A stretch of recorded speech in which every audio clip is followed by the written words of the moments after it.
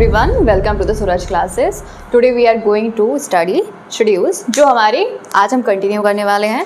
ठीक है, तो हमने 8th शेड्यूल तक ये स्टडी कंप्लीट किया था. आज हम करने वाले हैं 9th, 10th, 11th, 12th जो आपकी अमेंडमेंट्स के थ्रू आई हैं. ओरिजिनली 8 शेड्यूल्स ही हैं संविधान में, बट अमेंडमेंट्स किया है तो 4 उसमें ऐड हो गई हैं, तो अब टोटल है 12 शेड्यूल्स. तो हमारी 9th शेड्यूल बहुत ही ज़्यादा क्रूशियल है. क्यों है? क्योंकि इसमें जो कंटेंट है उसलिए क्रूशियल है. ये कब आया था? जब फर्स्ट अमेंडमेंट एक्ट हुआ था, जब पहला संविधान संशोधन हुआ था 1951 में during prime minister Jawaharlal Nehru. ठीक है, तो उस टाइम पर ये अमेंडमेंट लाया गया था. इस अमेंडमेंट में क्या है? First amendment act of 1951. इस अमेंडमेंट में क्या है कि स्टेट लेजिस्लेचर, स्टेट गवर्नमेंट्स और यूनियन में पार्लियामेंट जो भी लॉज, रूल्स एंड रेगुलेशंस बनाएंगे, ठीक है, वो जुडिशल रिव्यू से आउट है. उस पे जुडिशरी रिव्यू नहीं कर सकती है, कोई भी डिसीज़न नहीं दे सकती है. तो जब ये ज़मींदारी सिस्टम, जब 1951 में लैंड रिफॉर्म्स हो रहे थे, उसी टाइम पे लाया गया था. जो हमारे लार्ज लैंडलॉर्ड्स थे, उनकी जो ज़मीन, ठीक है, ज़मीन सिस्टम चल रहा था, बहुत बड़ी बड़ी एरिया था उनके पास एग्रीकल्चर का, अब उसको रीडिस्ट्रीब्यूट करना था. ठीक है, जो हमारी पुअर सोसाइटी थी, फार्मर्स थे, उन्हें रीडिस्ट्रीब्यूट करना था, तो इसीलिए ये लॉ को लाया गया था. अब 9th शेड्यूल में क्या था कि इस पर जुडिशियल रिव्यू नहीं हो सकता है, न्यायिक समीक्षा नहीं हो सकती है, न्यायिक समीक्षा नहीं हो, जुडिशियल रिव्यू नहीं हो सकता है. तो अगर ऐसा है, आपको पता होगा कि राइट टू प्रॉपर्टी हमारा उस टाइम पर फंडामेंटल राइट था. ठीक है, 1951 के टाइम पर राइट टू प्रॉपर्टी, संपत्ति का अधिकार, एक मूल अधिकार था. ठीक है, जब ये आया 9th शेड्यूल में, जब ये लॉज और रेगुलेशंस आए, जब लैंड रिफॉर्म्स हुए, तो लैंड लॉर्ड्स थे, ठीक है, अब वो गए हैं कहाँ पे? अब उनका ब्रीच हुआ है फंडामेंटल राइट, तो वो गए हैं सुप्रीम कोर्ट्स. तो उन्होंने कहा है कि भाई ये हमारे साथ इनजस्टिस है. ठीक है, अगर आप पूरी सोसाइटी में बड़े बड़े ज़मींदार से, जो रिच सोसाइटी है, उसकी ज़मीनें आप रिडिस्ट्रीब्यूट कर देंगे तो फिर वो भी गरीब हो जाएंगे. ठीक है, जो भी उनका ये बेसिस रहा होगा. ठीक है, तो जुडिशरी तो सबके लिए इक्वल है, तो उनको जस्टिस करना है, पुअर्स के लिए भी और रिच के लिए भी. तो उस टाइम पर फिर सुप्रीम कोर्ट ने 2007 में अपना वर्डिक्ट दिया था कि 24 अप्रैल 1973, इसके बाद जो भी लॉज और रेगुलेशंस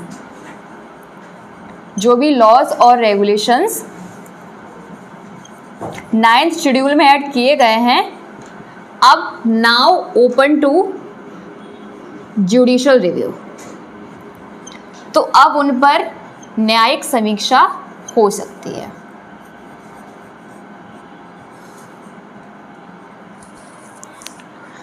न्यायिक समीक्षा हो सकती है. क्यों लाया गया था? इसलिए लाया गया था, ये हमारा जो 9th शेड्यूल है, ठीक है, ये क्या कहता था? टू प्रोटेक्ट लॉज, जो भी to protect laws in it from judicial scrutiny.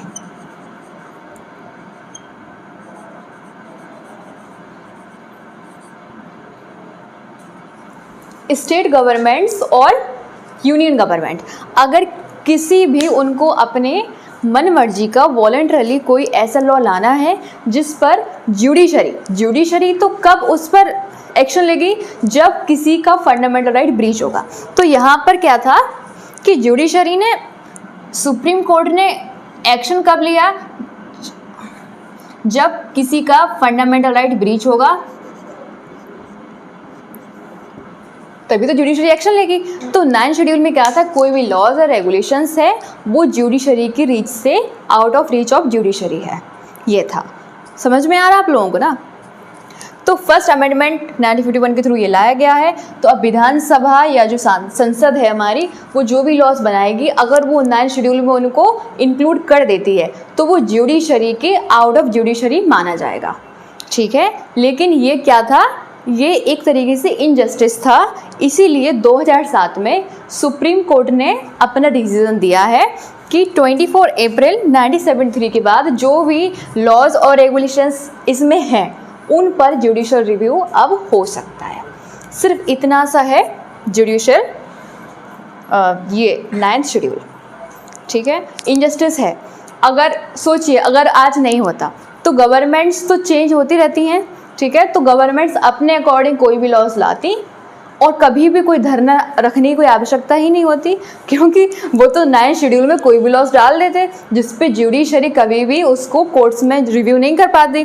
तो जब रिव्यू नहीं होगा तो फिर वो क्या होगा, वो डेमोक्रेसी तो है ही नहीं। जहाँ पे जुडिशरी इंडिपेंडेंट नहीं है तो डेमोक्रेसी वो है ही नहीं। तो आप लोगों को ये बात समझ में आई 9 शेड्यूल वाली? थोड़ा सा ध्यान से समझना है, थोड़ा सा हल्का सा कॉम्प्लेक्स है, ना बहुत सिंपल है और ना बहुत ज़्यादा कॉम्प्लेक्स है। कोई इसमें डाउट है आप लोगों को? नहीं आया समझ में? आ गया समझ में? चलो मैं एक बार फिर से बता देती हूँ। देखिए ये है हमारी 9th शेड्यूल, ठीक है। स्टेट गवर्नमेंट्स पार्लियामेंट ने इसमें लॉज ये डाल दिए। क्यों डाल दिए? क्योंकि इस पर जुडिशरी है जो हमारी, जो न्यायपालिका है, वो इसको रिव्यू नहीं कर सकती है, ठीक है। तो ये क्या था, ये इनजस्टिस था।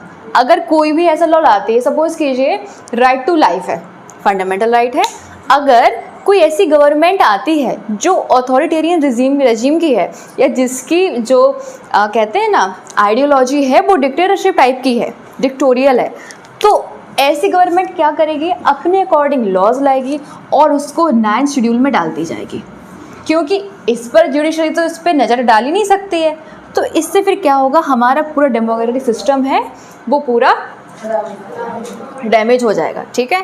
अब उसको बचाने के लिए फिर से रिफॉर्म, फिर से एक अमेंडमेंट आया, ठीक है। तो 2007 में जो वर्डिक्ट आया था सुप्रीम कोर्ट का, उसने यही कहा है कि अब जो भी 9 शेड्यूल में लॉज और रेगुलेशंस रूल्स जो भी डाले जाएंगे, अब उन पर जुडिशरी रिव्यू कर सकती है, ठीक है। तो यही आपकी 9th शेड्यूल है। ओरिजिनली इसमें 13 सब्जेक्ट्स थे, ठीक है, 13 मैटर्स हैं, 13 मैटर्स थे, लेकिन आज प्रेजेंटली कितने हैं, 282। ओके, क्या ये सारे सुधार से संबंधित हैं? हाँ ठीक है, और इसमें और भी डाल सकते हैं, ऐसा नहीं है कि सिर्फ उसी से रिलेटेड है। और कोई डाउट है आप लोगों को, कोई क्वेश्चन है? अब हम लोग पढ़ते हैं नेक्स्ट।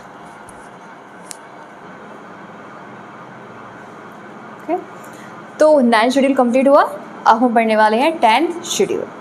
तो 10वीं अनुसूची क्या है, एंटी डिफेक्शन लॉ है, दल बदल विरोधी कानून, एंटी डिफेक्शन लॉ है।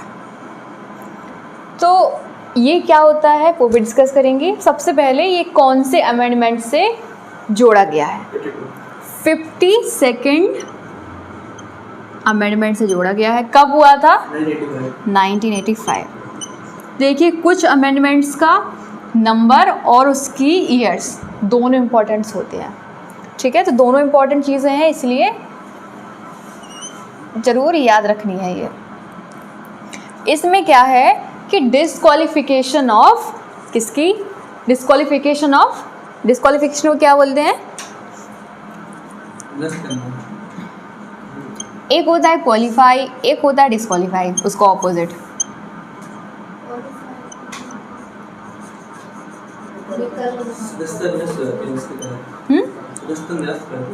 ठीक है, हाँ निरस्त कह सकते हैं।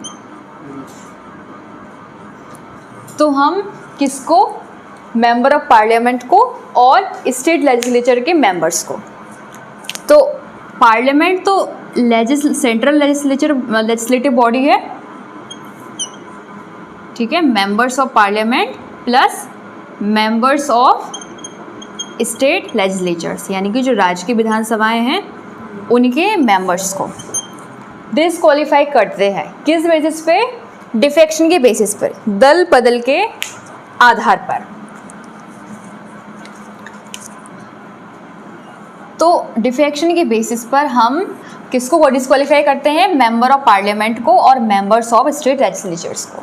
अब कब होता है ये? कब होता है ये? 52 1985 में लाया गया। क्यों लाया गया? इसलिए क्योंकि जैसे कि सारी पार्टीज़ हैं, ठीक है, इलेक्शंस कंडक्ट हुए, अब कोई पार्टी जीत गई है या उन्होंने पहले से अंदाज़ा लग जाता है कि ये पार्टी जीतेगी या जीत चुकी है, तो जो पार्टी नहीं जीती है उसके मेंबर्स होते हैं जो वो क्या करते हैं, विनिंग पार्टी में आना चाहते हैं ताकि वो मिनिस्टर बन सके। अभी सिंपल मेंबर रहेंगे, अब वो मंत्री बन जाएंगे तो उनको तो बहुत प्रॉफिट है। तो इस दल बदल को रोका जाए, ठीक है।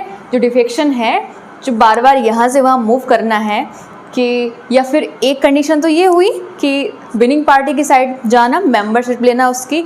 दूसरी कंडीशन ये हुई कि जब हाउस चल रहा है, उसकी सिटिंग्स चल रही हैं, उस टाइम पर पार्टी के विश के अकॉर्डिंग, विप मैंने पढ़ाया था, तो पार्टी के जो रेगुलेशंस होते हैं उनको फॉलो करना होता है हर पार्टी के मेंबर्स को, ठीक है। तो उसको फॉलो जो नहीं करता है उसको भी डिस्क्वालीफाई किया जाता है, या जो अपनी पार्टी छोड़कर एक पार्टी छोड़कर दूसरी पार्टी में दल बदल करता है उसको भी डिस्क्वालीफाई किया जाता है, ओके। लेकिन एक्सेप्शंस क्या हैं? एक्सेप्शंस क्या है? जैसे कि मर्जर ऑफ पार्टीज़ है, विलय, ठीक है। जैसे कि जब एक पार्टी दूसरी पार्टी में मर्ज होती है, कितना? 2/3 मर्जर। अगर उसके 2/3 मेंबर्स हैं पार्टी के, ठीक है, और वो एग्री करते हैं तो वो मर्जर विलय माना जाएगा, उसमें डिस्क्वालीफाई नहीं होगा। लेकिन अगर 1/3 है या 2/3 से कम है, उतने मेंबर्स अगर एग्री करते हैं तो उसमें सारे मेंबर्स डिस्क्वालीफाई हो जाएंगे, ठीक है। 2/3 से कम नहीं होना चाहिए मर्जर। पार्टी की जो स्ट्रेंथ है उसके 2/3 जो मेंबर्स हैं वो सब एग्री करनी चाहिए विलय के लिए, ठीक है। और अगर ऐसा नहीं होता है तो जो इससे अगर कम है नंबर्स, कम नंबर्स है इससे, तो फिर वो क्या हो जाएगा? डिस्क्वालीफाई हो जाएंगे मेंबर्स वो, ठीक है। तो आपको ये चीज़ समझ में आई है ठीक से? कोई डाउट है? ठीक है, ओके, स्टार्टेड। तो शेड्यूल 10 कंप्लीट हुई हैं, ठीक है। अब मैं पढ़ा रही हूँ आपको 11th शेड्यूल और 12th शेड्यूल। तो 11th शेड्यूल है वो भी अमेंडमेंट के थ्रू आई है। कौन से अमेंडमेंट, कौन सा संशोधन हुआ है? 73rd अमेंडमेंट ऑफ 1992, ठीक है। इसके कंपैरिजन में 12th शेड्यूल ये भी पढ़ते चलो, ठीक है। तो ये 73rd अमेंडमेंट ऑफ 1992 आई है, और जो शेड्यूल 12 है उसमें म्यूनिसिपैलिटीज़ हैं। शेड्यूल 11 में है पंचायत, ठीक है, इसमें है नगर पालिकाएँ। 12th शेड्यूल में म्यूनिसिपैलिटीज़ बोलते हैं जिसे।